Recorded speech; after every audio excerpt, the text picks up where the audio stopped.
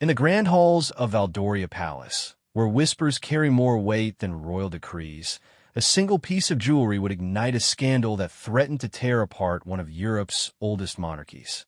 The midnight sapphire necklace, worth more than most small nations' annual budgets, had been missing from the royal vault for 3 days. When it suddenly appeared around the neck of Queen Consort Isabella at the annual harvest ball, the palace walls practically trembled with shock. But it wasn't just any necklace. It was the one specifically crafted for Princess Elena, the beloved daughter-in-law who had tragically died just 2 years earlier. What followed would expose decades of hidden resentment, family secrets, and a truth so devastating that it would make international headlines for months to come. The autumn wind rattled the ancient windows of Valdoria Palace as Queen Consort Isabella Moreau stood before her ornate vanity mirror, her fingers trembling slightly as she fastened the clasp of the midnight sapphire necklace. The massive blue stone caught the lamplight and threw dancing reflections across the cream-colored walls of her private chambers. She had waited 2 years for this moment. 2 years of living in the shadow of a ghost. 2 years of watching her husband King Alexander mourn a woman who could do no wrong, even in death. The necklace had belonged to Princess Elena, Alexander's first wife, who had died in a tragic car accident that shook the entire kingdom of Valdoria. Elena had been beloved by the people, known for her charity work, her infectious laugh, and her ability to make even the most formal state dinners feel like intimate family gatherings. When Alexander remarried Isabella 18 months after Elena's death, the kingdom had been divided. Half the population saw it as a necessary move for political stability, while the other half viewed it as a betrayal of Elena's memory. Isabella had tried to be patient.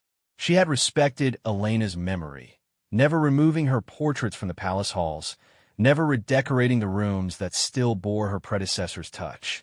She had even continued Elena's charity work, though the media always compared her efforts unfavorably to the late princess's natural charisma. But patience, Isabella had learned, could only stretch so far before it snapped entirely.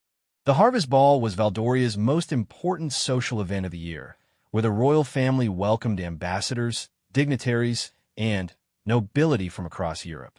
It was also Elena's favorite celebration.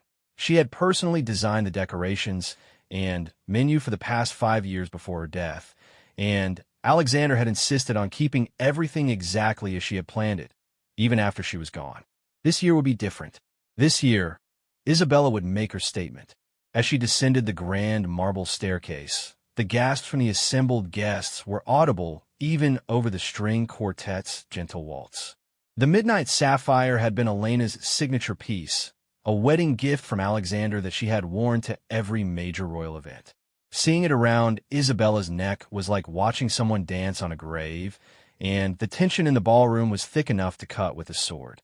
King Alexander stood near the throne, resplendent in his military dress uniform, greeting the ambassador from neighboring Astoria.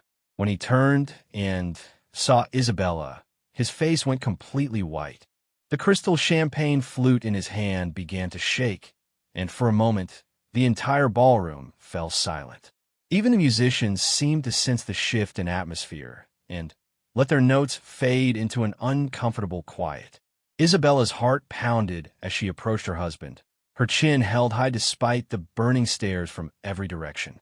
She had practiced this moment countless times in her mind, but the reality was far more intense than her imagination had prepared her for. The necklace felt heavier with each step, as if Elena's spirit was trying to drag her back to the royal chambers to remove the sacred piece. "Your Majesty," Isabella said softly, offering a small curtsy as she reached Alexander's side. "I hope you don't mind that I chose to wear something special tonight." Alexander's jaw tightened, and his dark green eyes flashed with an emotion Isabella had never seen before, pure, unadulterated fury. "We need to talk," he said through gritted teeth, his voice barely above a whisper. "Now." The ambassador from Astoria, sensing the tension, quickly excused himself and melted into the crowd of confused guests. Alexander gripped Isabella's elbow, not gently, and began steering her toward a side corridor that led away from the ballroom. The whispers started immediately, a low buzz of speculation and shock that followed them like a swarm of bees. "You have exactly 30 seconds to explain yourself before I have you escorted to your chambers," Alexander hissed as soon as they were out of earshot. His face was flushed with anger, and Isabella could see the vein in his temple throbbing.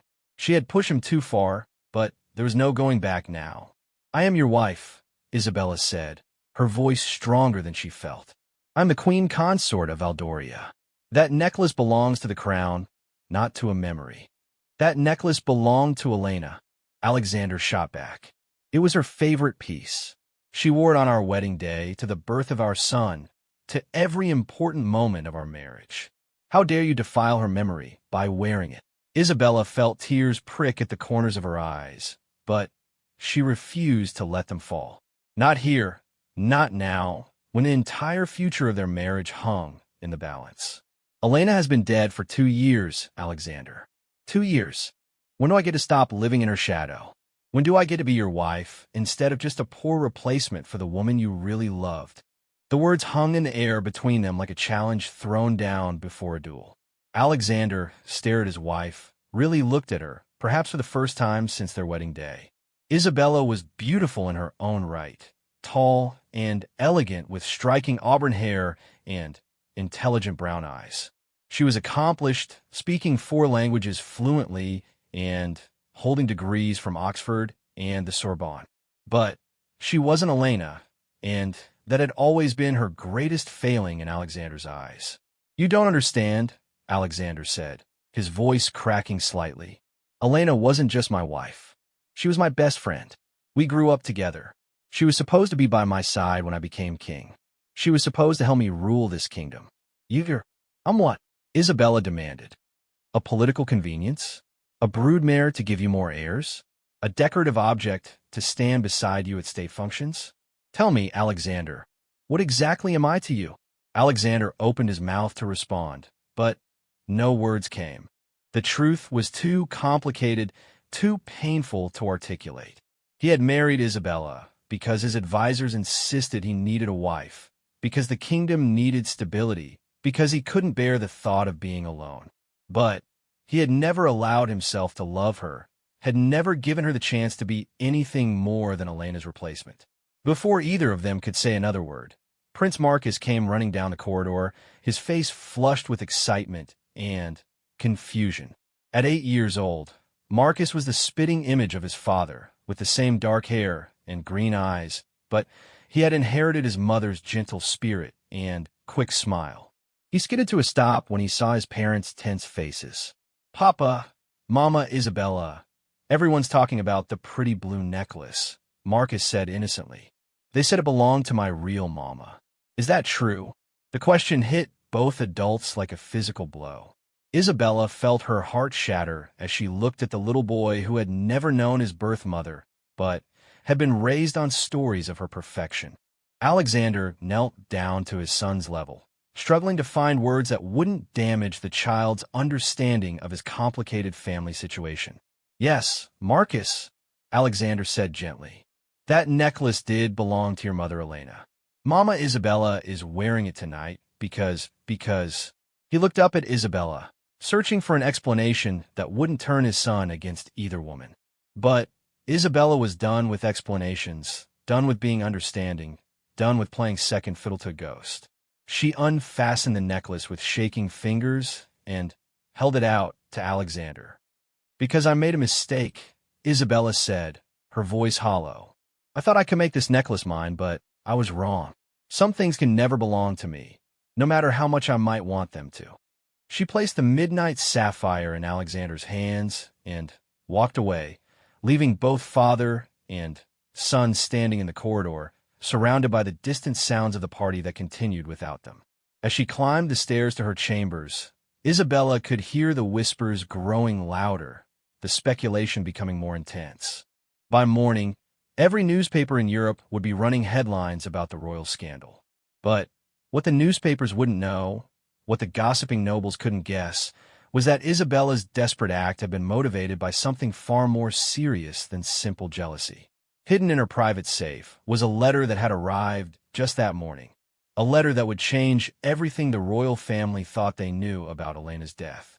The truth about the car accident, about Elena's final days, about the real reason she had been driving alone on that rainy night 2 years ago. Isabella had worn the necklace not just as a statement of her position as queen, but as a declaration of war, because she had discovered Elena's darkest secret, and she was tired of being the only one who knew the truth about the perfect princess who could apparently do no wrong. Tomorrow, she would decide whether to use that knowledge to destroy Elena's memory forever, or to protect the family that had never truly accepted her.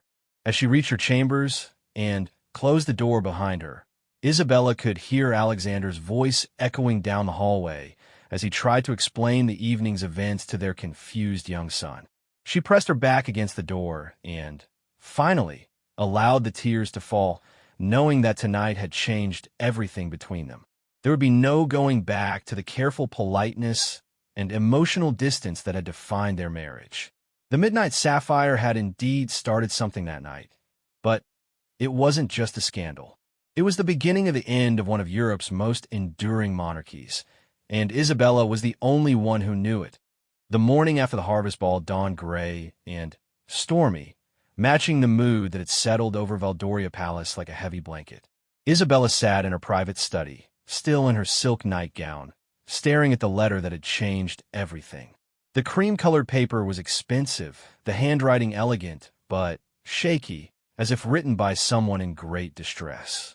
It had arrived with the Morning Post, addressed simply to the Queen Consort, in an envelope bearing no return address. The letter was from Dr. Sarah Chun, Elena's private physician during her final months.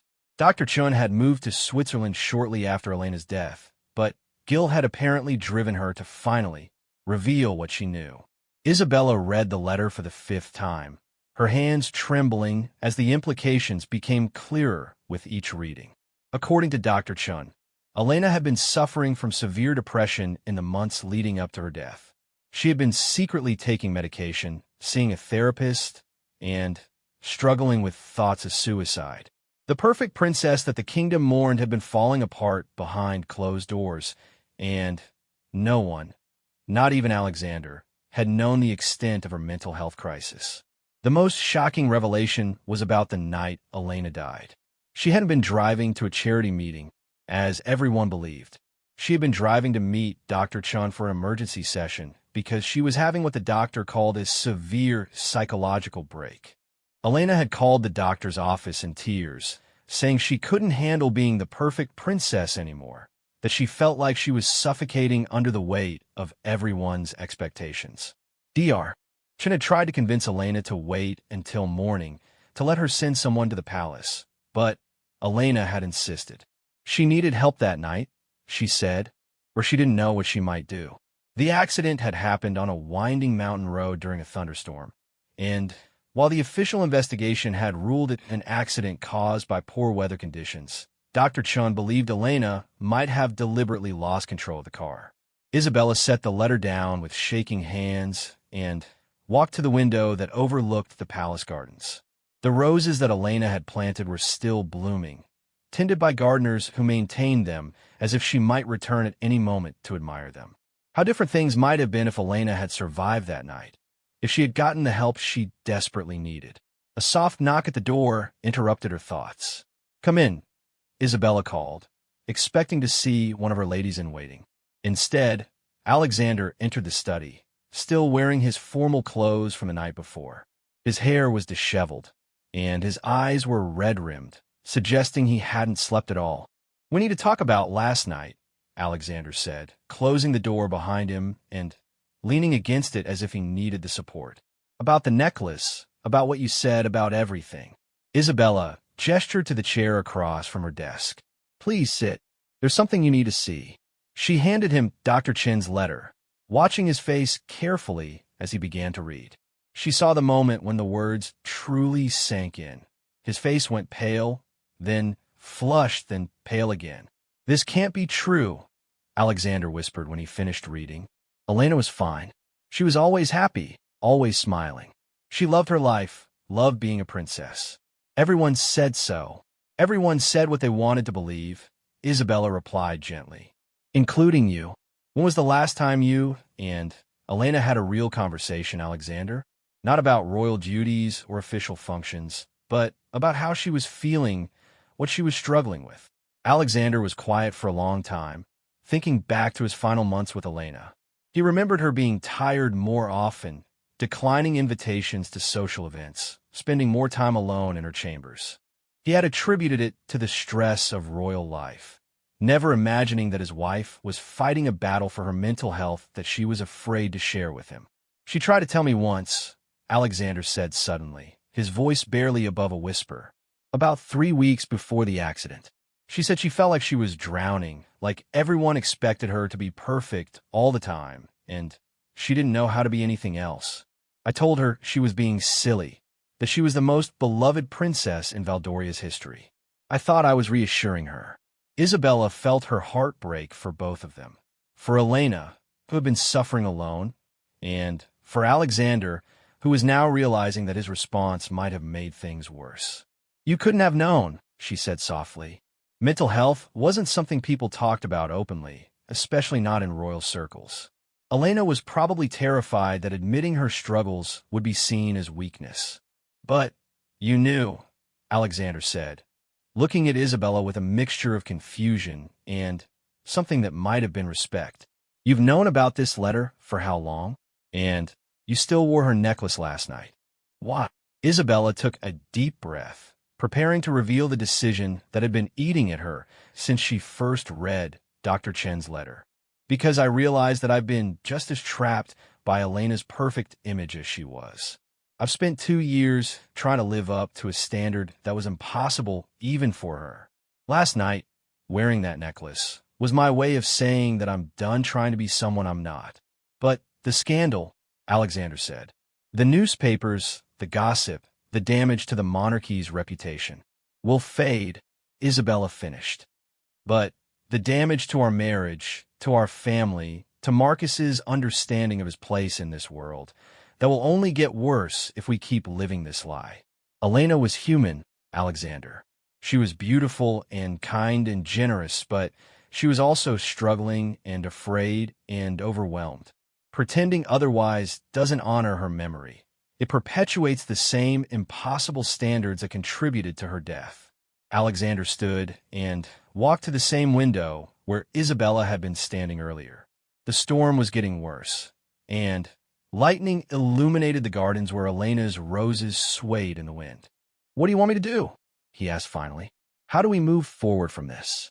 We tell the truth, Isabella said. Not all of it. Marcus doesn't need to know about his mother's depression or the circumstances of her death, at least not yet.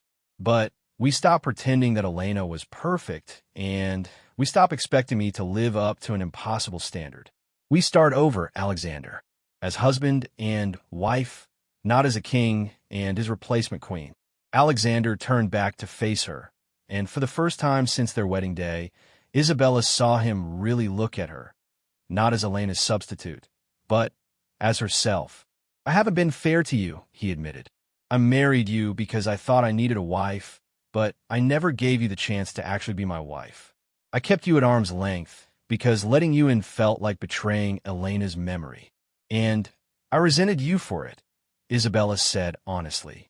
I resented Elena, too, which made me feel guilty and angry and desperate to prove myself worthy of a love you seemed incapable of giving anyone else. They stood in silence for several minutes, the weight of 2 years of unspoken frustration and misunderstanding hanging between them. Finally, Alexander spoke again. What about Dr. Chen's letter? Do we make it public? Isabella shook her head. I don't think so. Elena's mental health struggles are her story to tell, and she can't tell it anymore. But we can use what we've learned to make changes. We can support mental health initiatives, break down the stigma around getting help, make sure that no one else in our family or our kingdom feels like they have to suffer in silence. And us? Alexander asked. What happens to us? Isabella met his gaze steadily. That depends on whether you're willing to let Elena rest in peace and give our marriage a real chance. I'm not asking you to forget her or stop loving her memory. I'm asking you to make room in your heart for a different kind of love, one that isn't based on trying to recreate something that's gone forever. Before Alexander could respond, another knock came at the door. This time it was Prince Marcus, still in his pajamas, looking confused and upset. "Papa, Mama Isabella, there are men with cameras outside the palace gates. Cook says they're here because of what happened at the ball. Did we do something wrong?" Isabella and Alexander exchanged a look, realizing that their private crisis was about to become very public. The media had gotten wind of the necklace incident, and by now, speculation would be running wild. They had a choice to make. They could retreat into separate corners and let the scandal tear them apart, or they could face it together as a united family. Alexander walked over to his son and knelt down to his level. "Marcus, do you remember what I taught you about being brave when things get difficult?" The little boy nodded solemnly. "You said that kings don't run away from problems. They face them head on and do what's right, even when it's scary." "That's right," Alexander said. "And today we need to be brave together, you, me, and Mama Isabella. Some people are going to say things about our family that might not be true or kind, but we're going to face it together because that's what families do." Marcus looked between his father and stepmother, sensing the tension, but also recognizing something different about the way they were interacting. "Are you and Mama Isabella going to be okay?" he asked with the directness that only children possess. Isabella knelt down beside Alexander, bringing herself to Marcus's eye level as well. "We're going to try our best to be okay," she said honestly. "Sometimes grown-ups have to work very hard to understand each other, but we both love you very much, and we want to be a real family." For the first time since their marriage, the three of them embraced as a unit, and Isabella felt a glimmer of hope that maybe, just maybe, they could find their way through this crisis together. Outside, the storm raged on, and the reporters continued to gather, but inside the study, a family was finally beginning to heal. The scandal was far from over. In fact, it was just beginning. By afternoon, every major newspaper in Europe would be running headlines about the royal marriage crisis, and the speculation would only intensify. But for the first time in 2 years, Alexander and Isabella were facing their problems together instead of as adversaries, and that made all the difference. Dr. Chen's letter had revealed more than just Elena's struggles. It had forced Alexander and Isabella to confront their own issues and decide what kind of marriage they wanted to have. The road ahead would be difficult, filled with public scrutiny and private challenges, but at least they would be walking it together. As the morning wore on, and the palace staff began preparing for what was sure to be a media siege, Isabella realized that wearing Elena's necklace had accomplished something she never expected. It hadn't just been an act of rebellion or desperation. It had been a catalyst that finally forced her and Alexander to have the conversation they should have had 2 years ago. The midnight sapphire sat in its jewelry box, no longer a symbol of impossible perfection, but a reminder of the importance of authenticity and the danger of keeping secrets. Elena's true legacy wouldn't be her flawless public image, but the lessons her struggles could teach about the importance of mental health, honest communication, and the courage to seek help when life becomes too overwhelming to handle alone. 3 weeks had passed since the Harvest Ball scandal, and Valdoria Palace had become a fortress under siege. Television news vans lined the street outside the gates. Reporters shouted questions at anyone entering or leaving the grounds, and social media buzzed with countless theories about the state of the royal marriage. The incident with Elena's necklace had sparked international interest, with everyone from legitimate journalists to celebrity gossip bloggers weighing in on what they perceived as a royal family in crisis. Inside the palace walls, however, something unexpected was happening. For the first time since their marriage, Alexander and Isabella were working as a team. They had decided to face the media storm together, presenting a united front while privately working through the issues that Dr. Chen's letter had brought to light. It wasn't easy. Years of emotional distance and resentment didn't disappear overnight, but They were both committed to building something real from the wreckage of their arranged marriage. Isabella stood in the palace's communications center, reviewing the speech she would deliver that afternoon. After 3 weeks of speculation and increasingly wild rumors, they had decided it was time to address the situation publicly. Not the whole truth. Elena's mental health struggles would remain private, but enough honesty to begin rebuilding their public image and, more importantly, their private relationship. The latest polls show that public approval for the monarchy has dropped 15% since the ball, said Margaret Walsh, the palace's chief communications director. A sharp woman in her 50s with gray hair pulled into a severe bun. Margaret had served the royal family for over 20 years and had never seen a crisis quite like this one. The younger generation is particularly critical. They're calling Your Majesty's wearing of the necklace everything from deeply insensitive to a necessary act of feminist rebellion.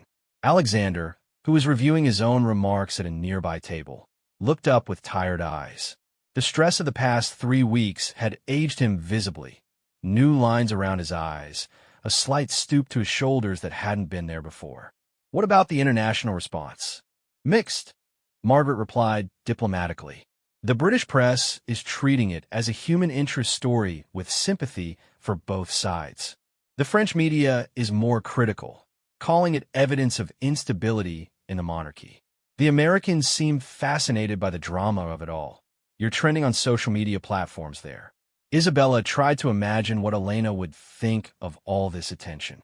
According to Dr. Chen's letter, the constant public scrutiny had been one of the factors contributing to Elena's depression.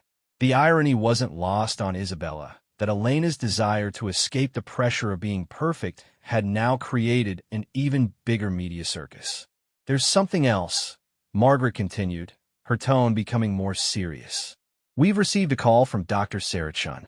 She's contacted several major news outlets, offering to give interviews about Princess Elena's medical history. She says she feels guilty about remaining silent and wants to set the record straight about Elena's final months. Alexander's face went white. They had hoped that Dr. Chun would remain in Switzerland, content with having sent her letter and cleared her conscience. The prospect of Elena's private struggles becoming public knowledge was terrifying, not just for the monarchy's reputation, but for Marcus, who was already confused by all the media attention surrounding his family. What did you tell her? Isabella asked. Nothing yet, Margaret replied. But she's given us 48 hours to respond before she starts taking interviews. She seems to believe that the public has a right to know the truth about what Elena was going through. Isabella and Alexander exchanged a look that spoke volumes. They had been married for only 2 years, but the crisis of the past few weeks had forced them to develop a level of communication they had never achieved before. Both of them were thinking the same thing. Dr. Chen's revelations could destroy what little public sympathy they had managed to maintain. Schedule a meeting with her, Alexander said finally. If she's determined to speak out, maybe we can convince her to do it in a way that honors Elena's memory without sensationalizing her struggles. Before Margaret could respond, Prince Marcus burst into the room, followed closely by his governess, Mrs. Adelaide. At 8 years old, Marcus was usually well-behaved and respectful of palace protocol, but the stress of recent events had made him more impulsive and emotional. Papa, the boys at school are saying mean things about Mama Isabella, Marcus announced, his face flushed with anger and confusion. They're saying she stole my real mama's jewelry and that you don't love her. I told them they were lying, but then Thomas showed me pictures on his phone from the newspaper, and everyone was laughing. Isabella's heart broke at the sight of the little boy's distress. One of her greatest fears had been that the scandal would affect Marcus, and now her worst nightmare was coming true. She knelt down to his level, the same way Alexander had taught her. Marcus, sweetheart, I'm so sorry you had to hear those things, she said gently. People sometimes say things that aren't true when they don't understand a situation. Your papa and I are working very hard to fix the problem. But did you really steal Mama's necklace? Marcus asked, his green eyes, so much like his father's, filled with confusion. Mrs. Adelaide says that stealing is wrong, and that good people don't take things that don't belong to them. Alexander came over to join them, placing a protective hand on his son's shoulder. Marcus, Mama Isabella didn't steal anything. The necklace belonged to your mother, Elena, but when someone dies, their things become part of the family. Mama Isabella has every right to wear any piece of jewelry in the royal collection. Then, why is everyone so angry? Marcus asked with the relentless logic of a child. Isabella and Alexander looked at each other, both struggling with how to explain the complexities of adult emotions and royal protocol to an 8-year-old. Finally, Isabella spoke. Sometimes, when someone we love dies, we want to keep everything exactly the way it was because it makes us feel close to them, she said carefully. Your papa loved your mama, Elena, very much, and seeing her necklace on me reminded him of losing her. It made him sad, and when grown-ups are sad, sometimes they say things they don't mean. Are you sad too, Mama Isabella? Marcus asked. Isabella felt tears prick at the corners of her eyes. This little boy, who had never known his birth mother, but had been raised on stories of her perfection, was calling her Mama without hesitation. Despite all the chaos and uncertainty, he still trusted her to take care of him. Yes, sweetheart, I am sad too, she admitted. But not because I wore the necklace. I'm sad because I want us to be a happy family. And sometimes that feels very difficult. Marcus thought about this for a moment, then surprised both adults by wrapping his arms around Isabella's neck. I think you're a good mama, he said firmly. And I don't care what the boys at school say. They don't know you like I do. Alexander felt something shift in his chest as he watched his son comfort the woman he had kept at such careful emotional distance for 2 years. Marcus had adapted to their blended family far more easily than either adult had, accepting Isabella's love without reservation and never making her feel like she was competing with Elena's memory. Marcus is right, Alexander said quietly. You are a good mother, Isabella. I'm sorry it's taken me so long to see that. Mrs. Adelaide, who had been quietly observing the family moment, cleared her throat. Your Majesties, I hate to interrupt, but Master Marcus has a riding lesson in 30 minutes, and there are several reporters who have managed to get close to the stable area. Perhaps it would be best to cancel today's activities. The reminder of the ongoing media siege brought them all back to reality. Marcus's normal routine had been completely disrupted by the scandal, and that wasn't fair to him. He was an innocent child caught up in adult problems that he couldn't fully understand. No, Alexander said firmly. Marcus shouldn't have to hide because of our mistakes. Double the security around the stables, but let him have his riding lesson. He needs some normalcy in all this chaos. And I'll come with him, Isabella added, surprising everyone, including herself. If we're going to be a family, we need to stop acting like we're ashamed of each other. Margaret Walsh, who had been silently taking notes throughout the family discussion, looked up with concern. Your Majesty, if you appear in public together right now, it will create even more media attention. The photographers will have a field day. Good, Isabella said, her voice stronger than it had been in weeks. Let them take pictures of us being a family. Let them see that we're not hiding from each other or from them. Maybe it's time for the people of Valdoria to see their royal family as human beings with real problems and real emotions. Alexander stared at his wife, seeing a strength and determination he had never noticed before. Isabella had spent 2 years trying to be the perfect queen consort, following protocol and avoiding controversy. Now, faced with the biggest scandal of their marriage, she was suggesting they abandon the careful image management that had defined royal life for generations. Are you sure about this? He asked. Once we stop hiding behind palace walls, there's no going back. Everything we do will be scrutinized and analyzed. We're already being scrutinized and analyzed, Isabella pointed out. The difference is that right now, they're making up stories because they don't know the truth. Maybe it's time to show them who we really are. Margaret looked between the king and queen, recognizing that something fundamental had shifted in their dynamic. They were no longer asking for her advice. They were telling her what they planned to do. It was unprecedented in her experience with the royal family, but She had to admit there was logic to their approach. "If you're determined to do this," Margaret said slowly, "then we need to prepare for every possible scenario. The reporters will ask about the necklace, about your marriage, about Elena's legacy. You need to be ready with consistent answers that don't reveal more than you want to share." "We'll be honest," Alexander said. "Not about everything, but about the important things. We'll acknowledge that our marriage has been challenging, that losing Elena was devastating for our family, and that we're working to build something new while honoring her memory." Isabella nodded in agreement. "And we'll make it clear that Marcus is our priority. Whatever problems Alexander and I might have, we're united in wanting to protect and love our son." As they began planning for their unprecedented public appearance, none of them realized that Dr. Chun had already made her decision. While they were struggling with how much truth to reveal, she was boarding a plane to Valdoria, determined to tell Elena's complete story whether the royal family approved or not. The crisis that had begun with a necklace was about to become something much larger, a reckoning with the price of perfection and the courage required to live authentically in the public eye. The next 24 hours would test everything Alexander and Isabella had rebuilt between them, forcing them to choose between protecting the monarchy's carefully constructed image and embracing the messy, complicated reality of their human experience. Their decision would reshape not just their marriage, but the very nature of what it meant to be royal in the modern world. Dr.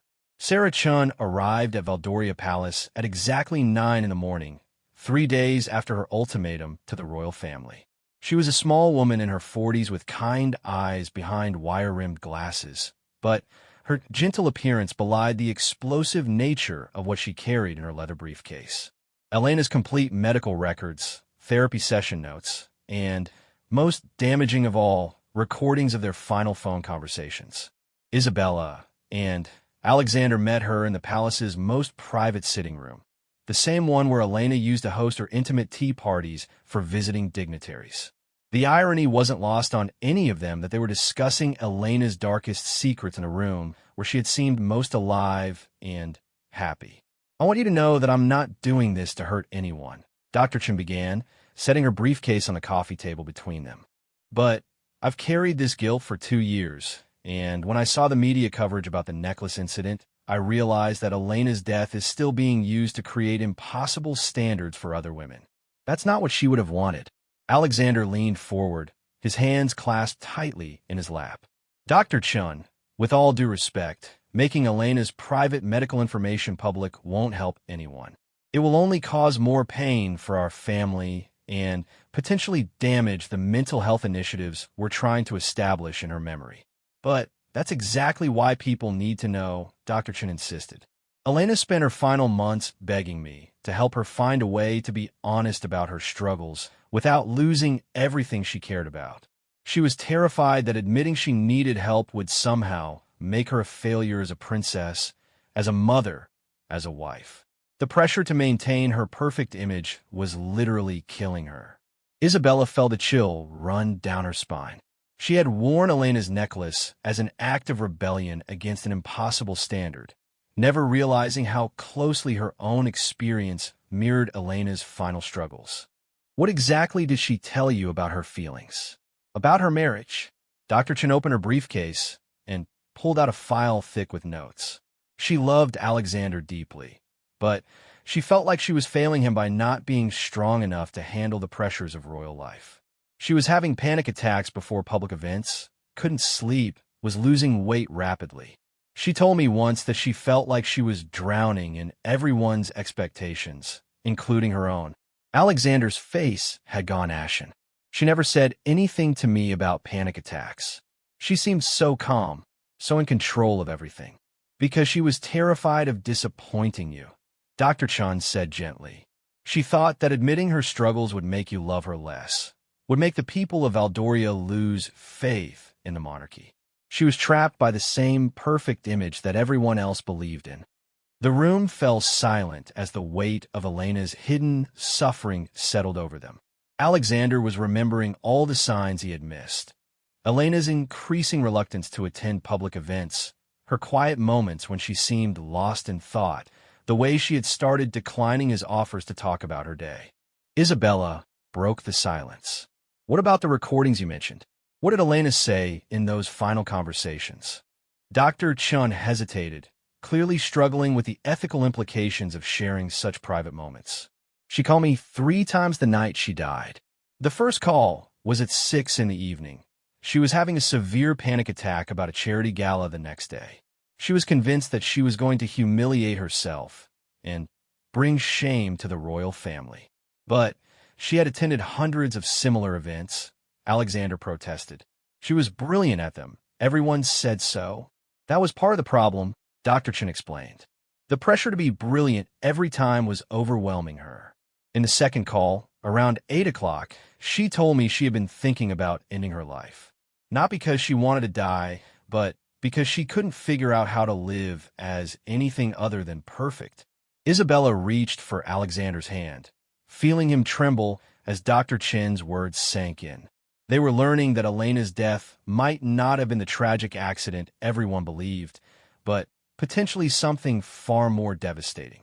The final call came at 10:30. Dr. Chun continued, her voice barely above a whisper. Elena was in her car, driving through the storm. She said she had realized something important, that she needed to stop being the perfect princess and start being a real person, even if it meant disappointing everyone. She was driving to my emergency clinic to start the process of rebuilding her life authentically. Then the accident.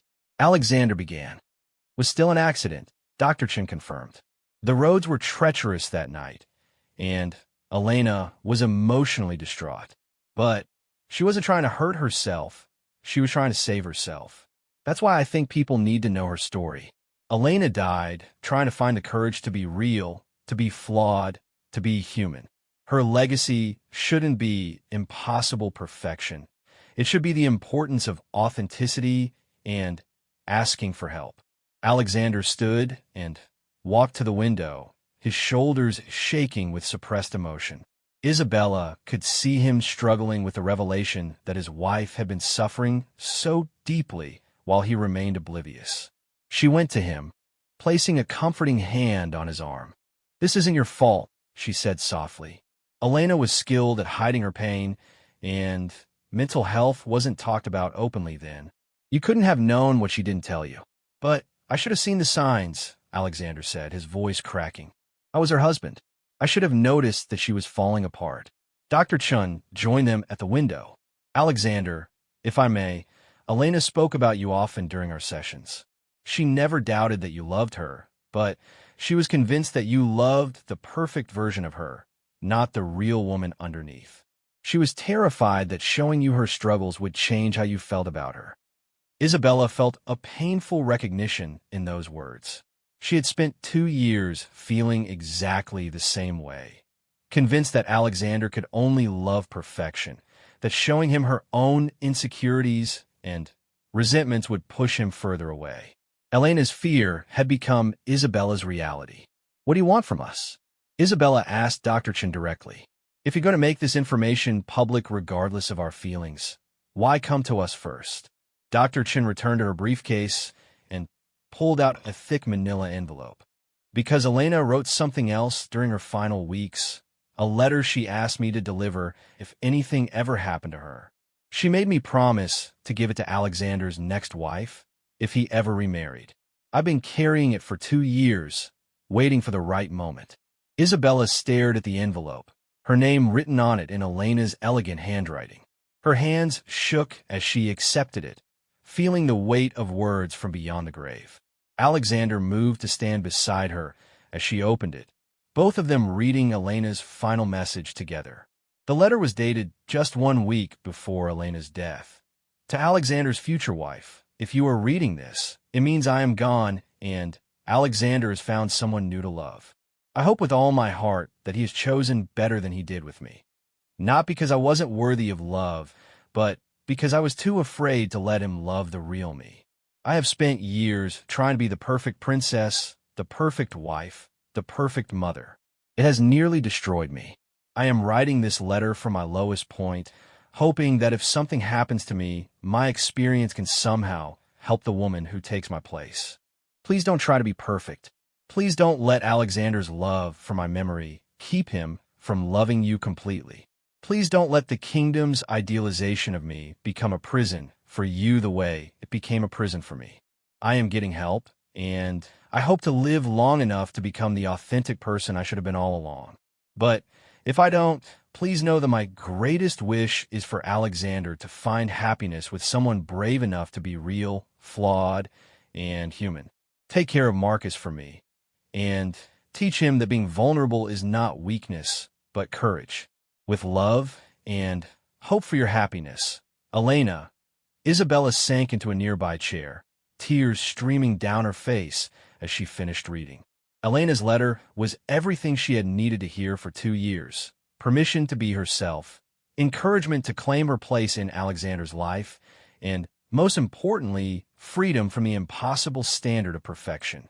Alexander knelt beside Isabella's chair, his own eyes filled with tears. "I'm so sorry," he whispered. "I did exactly what Elena was afraid I would do. I turned her memory into an impossible standard and then resented you for not living up to it. We both made mistakes," Isabella said, reaching for his hand. "But Elena's letter shows us how to do better. We can honor her memory by being honest about our struggles, by supporting each other through imperfection, and by raising Marcus to understand that being human is enough." Dr. Chin watched the couple's emotional breakthrough with professional satisfaction and personal relief. This was what she had hoped for when she decided to reveal Elena's secrets. Not to destroy the royal family, but to free them from the destructive patterns that had cost Elena her life. "What happens now?" Alexander asked, looking between his wife and Elena's former doctor. "Will you still go to the media?" Dr. Chun considered this carefully. "I think Elena's story needs to be told, but perhaps not in the sensationalized way the tabloids would prefer. What if we work together to create a thoughtful, respectful narrative about mental health awareness? You could use Elena's experience to advocate for better support systems, while maintaining her dignity and protecting Marcus from unnecessary details." Isabella and Alexander exchanged a look, both recognizing the wisdom in Dr. Chen's suggestion. They could turn Elena's tragedy into something meaningful without betraying her privacy or traumatizing their son. "There would be one condition," Alexander said. "The story gets told on our terms, when we're ready, and with the focus on helping others rather than creating drama. This isn't entertainment, it's education." 3 months later, King Alexander and Queen Consort Isabella appeared together on national television to announce the Elena Foundation for Mental Health Awareness. Alexander spoke openly about his regret at missing the signs of his first wife's struggles, while Isabella discussed the pressure she had felt to live up to an impossible standard. They revealed carefully selected details about Elena's final months, emphasizing her courage in seeking help and her desire to live authentically. The interview was watched by over 50 million people across Europe, and the response was overwhelmingly positive. Mental health organizations praised their honesty, young people appreciated their vulnerability, and the royal family's approval ratings actually increased as people connected with their humanity. Most importantly, Marcus, now 9 years old, watched his parents' interview with pride. He was old enough to understand that his birth mother had been struggling with sadness, but young enough to accept it as part of the complex nature of being human. Alexander and Isabella had managed to honor Elena's memory while freeing themselves from her ghost.